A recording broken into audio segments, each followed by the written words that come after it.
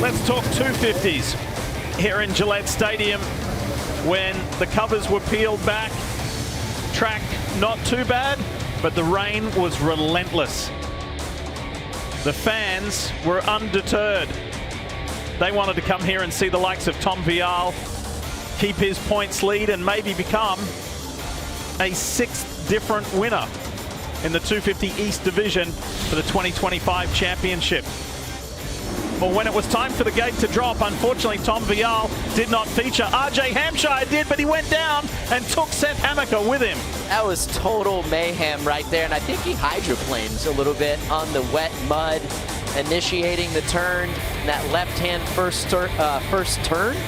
And yeah, just lost grip. He takes Hammaker down. Man, I hate it for all of those riders. But this was an absolutely wild main event and an opportunity for a lot of new faces. And it was comforting to see, but it was hard fought for sure.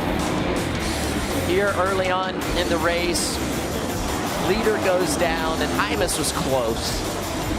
Chance Hymas was there. He told everybody that he likes riding in the wet, and that was pretty good. That was some good crystal ball work, because when the time came for him to shine in these tough conditions, he was right there. RJ Hampshire, it was just one of those nights, unfortunately. It was, but then you look at the points, and we'll get to that a little bit later. It wasn't a bad night when you consider everything, but you know RJ's never going to give up, and it, like Will reported, Thrasher going down, that was really a rough night for Thrasher, having to go through the LCQ to transfer. But going back to RJ, I mean, it was a good night, and he sounds like he's healthy again. Wow, talk about eventful for the points leader and reigning champion, Tom Vial. Yeah. He did a great job in his heat by winning, but the main event was just the complete opposite. It was rugged, it was rough, and it was just filled with just nightmare stuff like this. He's over it. I really thought that these conditions would play right into his hand, but boy, was I wrong. Never before in the history of Supercross in 250s has there been 6 different winners from 6 races to start a season until tonight. And that 6th winner was a first-time winner, Chance Hymas. Well done. Coming off the ACL repair, little to no riding in the offseason, and gnarly conditions as well. I mean, this is like your worst nightmare if you're coming off an injury. Kenny talked about it. There's Tom Vial.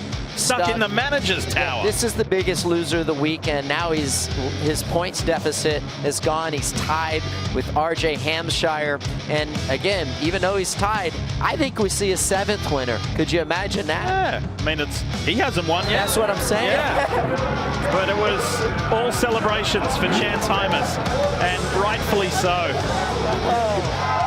If you're going to get your first win, you do it in those most trying conditions. Great Just job. incredible. Yeah, great job for Cullen Park and Linville as well. Gage absolutely doing a great job in treacherous conditions.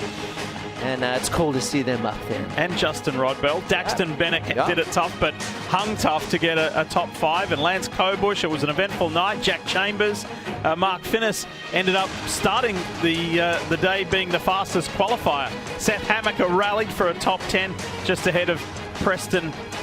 And then Vial. Thrasher outside the top 10. Where's Tom Vial? Dead last, 22nd.